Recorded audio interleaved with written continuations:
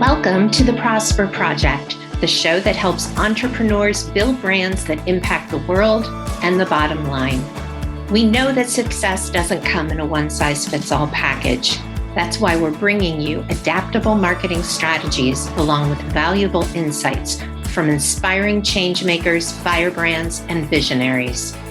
I'm Lorraine Sugart, founder of the disruptive brand agency Prosper for Purpose. Now for this week's episode.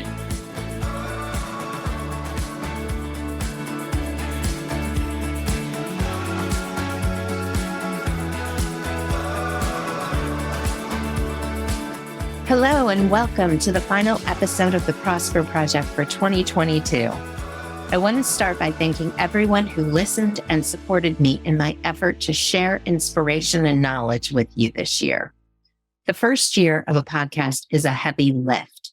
Thanks for making it easier by sharing the journey with me, by leaving reviews and sending emails. I appreciate you. Today, I want to share what a few listeners have said about the Prosper Project, and then I'm going to comment on what I learned from our most popular episodes. So the first review I'm going to share with you is from Lynn KP. And Lynn says, well, she titles this Clear and Concise and says, Lorraine is living her purpose by giving the gift of her podcast. In episode 3, I gained actionable steps that I can take immediately to refine my business purpose. This podcast is rich with stories.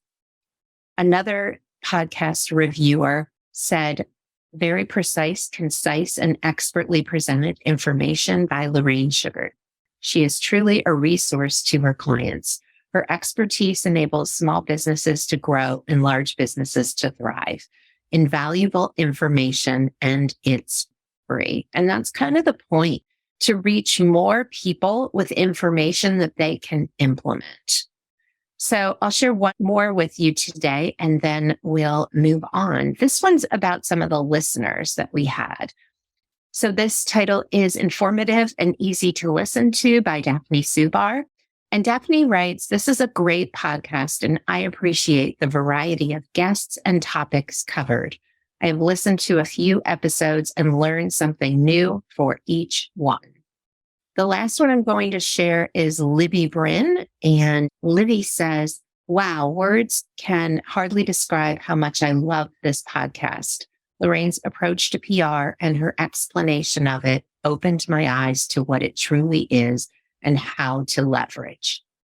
Thank you so much. There's a lot more reviews here, but in the effort to stay humble and move on with this episode, I will share a few more of our reviews another time. So now I want to pivot into the main conversation. And I want to start by saying, in planning this episode, it's the end of the year and you always do like a review. I went back through the episodes and looked what I talked about. And then I went in to look at what our most popular episodes were. So, basically the more that episodes are listened to or downloaded, that tells me those are the ones that really hit home, that really resonated the most with our listeners. And so coming in at number 1 was episode 27, Build Thought Leadership at Every Stage of Your Business. That was the most listened to episode, which tells me that most entrepreneurs have insights they want to share and are looking for ways to grow in this regard. So building thought leadership, I actually devoted 2 episodes to this. Why you want to be a thought leader was the first one. It's really how it can help you scale your business more quickly. And the second one was how to do it regardless of the stage of the business that you're in, because it's really one of those things where you create it and then you keep building it to larger and more influential audiences. So I'm going to say look for more on this topic next year, including a workshop that we're going to host on building your reputation as a thought leader in your industry. I'll announce the date for that workshop in the new year. Episode 12, Addressing Entrepreneurial Loneliness with Julie Stenberg, came in at number 2. This topic has continued to resonate with listeners through the summer and fall, so I don't think it's going anywhere. And I want to share a few thoughts on this. Especially as we're going into the holidays and we're gathering with friends and family, feelings of loneliness often increase rather than decrease. Entrepreneurs are often misunderstood, even by the people closest to them. They may get teased about how easy their lives are, or they might get told that they're no fun anymore, that they've become their businesses. We've all heard variations on one of these two themes. So my wish for you, my first wish of two, is that you can take these comments in stride and connect with the people in your life from a place of acceptance, even when you may feel they don't fully understand or accept you. And I say that because the holiday season is so short when you look at the year overall. And if you can just kind of accept that people don't understand you, saying is that entrepreneurs are typically the black sheep of the family, and just accept that you can love and appreciate the people that you love for all the things that they are and accept them for all the things that they aren't. And of course, these are within healthy limits, knowing no one is insinuating that you should tolerate anything that is really toxic to your well-being. But most of the time, these are just comments and digs that nag at us. And so coming from a place of love, especially over the holiday season, I have found is an easier way to just kind of diffuse some of the tension that builds up in me. My second wish is that you really evaluate the 5 to 10 people you spend the most time with overall, and make sure that at least one of them is another entrepreneur.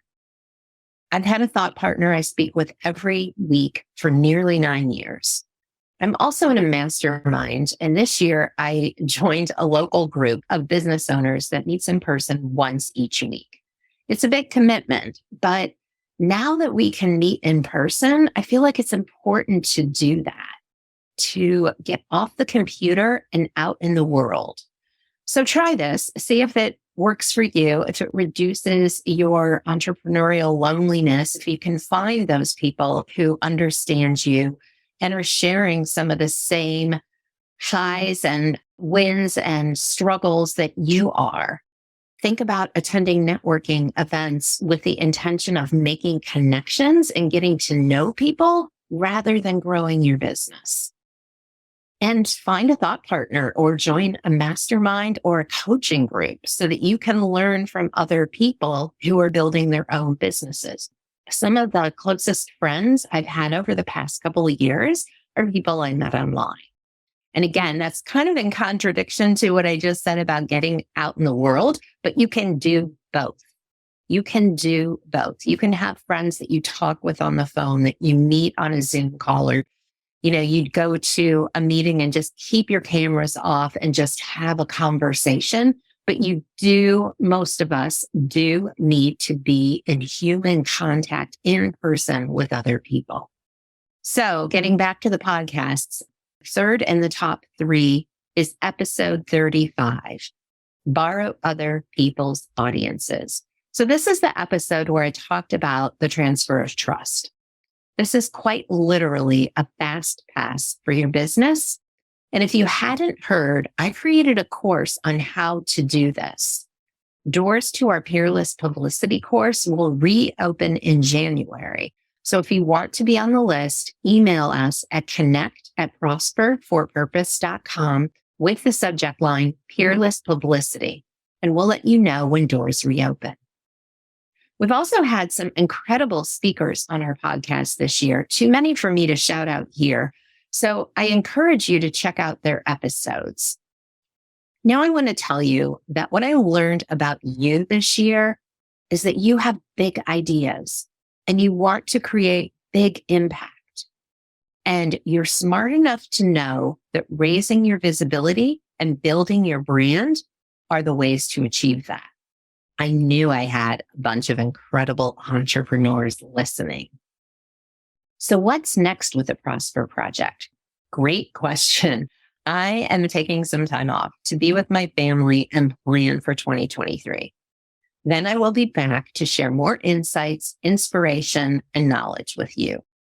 Look for other ways to connect with me as Team Prosper and I share some workshops that you can attend to learn how to implement some of the lessons that you learn right here on the Prosper Project.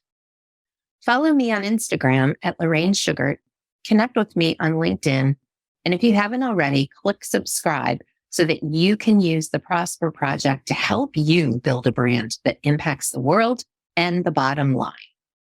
Happy holidays, everyone. I can't wait to be with you again next year. Thank you so much for tuning into this episode of the Prosper Project. If you want to grow a peerless, profitable brand, please hit the subscribe button so you never miss an episode. And if you find value in our show, please help us reach others by sharing an episode and leaving a review. In appreciation, please visit prosperforpurpose.com for more free resources to help you grow your business.